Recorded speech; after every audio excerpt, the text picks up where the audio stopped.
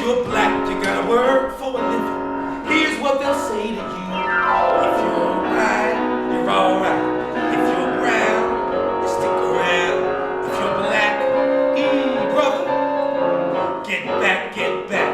I was out late one night. They were all having fun. They were all drinking beer and wine, and they wouldn't give me none. If you're white, you're alright. If you're brown, you stick around. If you're black, brother, get back, get back, get back!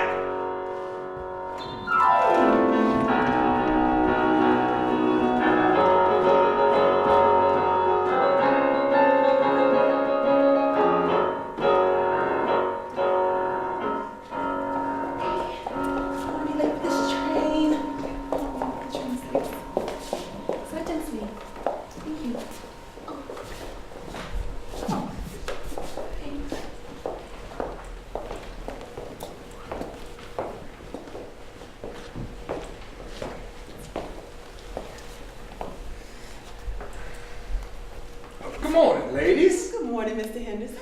Oh, good morning, everybody! The man of the hour! How you doing this fine morning, E.B.? Now, you know we heard about the verdict. Congratulations! Now, if you had told me yesterday that a colored man would get justice in a court system in this town, I would have told you to go shake your head. Call Dr. Johnson. You did say that when I told you I was going to hire a lawyer and pursue the case. Oh, I probably did, E.B. I probably did. Hello, gentlemen. Fine day, isn't it? Train late again. But we were just talking about the verdict.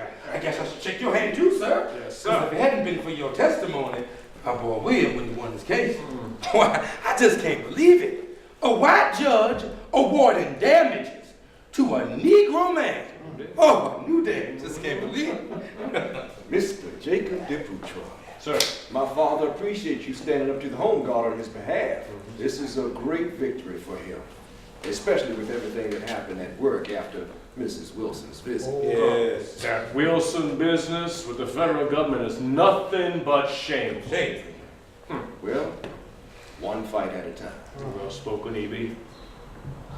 Mama? What's that? Come sit back down, sugar. Come on. Over there. Why did they put Mr. DePutron's name on a doll and hang it up, Mama? Oh my goodness, I don't think you ought to see this. She's lucky it was a gunny sack. If he'd been a Negro, they would have saved time and hung him. Joseph, please. There are children present. She's got to learn about life sooner or later. Sorry you had to see this, Jacob. One fight at a time. Right, E.B.? Yes, sir. Yes, sir.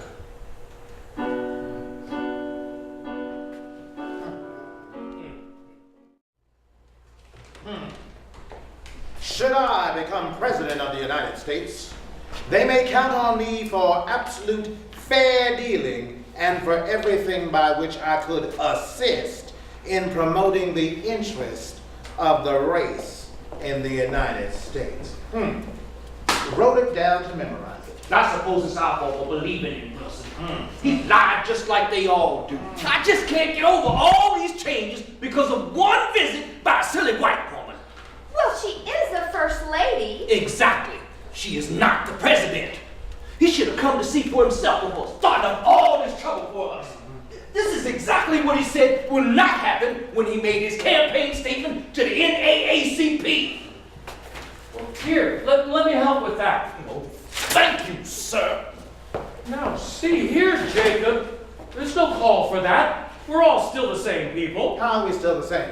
I no longer can eat in the lunchroom I've been eating in it for 9 years. Well, I don't think it's a case of inferiority. What do you think it is, Thomas? We're just going to have to make some changes. And then you'll see, everything will be exactly as it was before. I didn't eat in the laboratory before. That's not a permanent situation. Is Mildred all right? Yeah, she's all right. She looks upset. Mildred and Emily are the ones the first lady saw eating together. What started all this? We work together. She would have seen us together at some point in the day. Work and socializing are not the same. We told you to eat by yourselves. Well, she seemed like a very forward-thinking woman.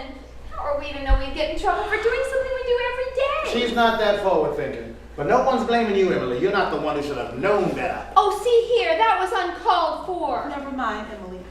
They're determined to blame me. No one is placing blame, Mildred. You girls just didn't know, that's all. If you would have just let us talk to her, then maybe we could... It probably would have made it worse. We probably wouldn't have our job. I don't have my job. For 6 years, I worked on the same machine in the sizing room with Emily. And now I'm back to the job I had when I first got here. And I'm not even allowed to talk to her anymore. You're lucky you got a job. It ain't gonna be so easy for Negroes around here now. It was just lunch. It was just lunch. What's All right, everyone, all right. It's not as it seems. The management is doing this for your protection. Our protection? Well, who's in danger? What? Pardon me, William, but weren't you just thrown off the train No. by hostile white passengers? That didn't happen here, Work. That happened in Falls Church, and that was the fault of those white men of the Home Guards, not any of the passengers. Well, except for the white woman who demanded your seat and caused trouble in the first place. Seems to be a pattern in your life, William. In all our lives. Can we get back to the point, gentlemen, please? My point here is that there are people like that everywhere. If you worked with your own kind, then you wouldn't have to encounter that sort of thing. You mean to tell me that that's why I have to go behind a screen every day? So the people I've worked with for 9 years can't see me? We haven't worked everything out just yet. But you'll see. It'll be just like it was before, only the Negro workers will have their own place. We had a place! We worked here too! Jacob, these changes are affecting everyone. I'm in a new position myself.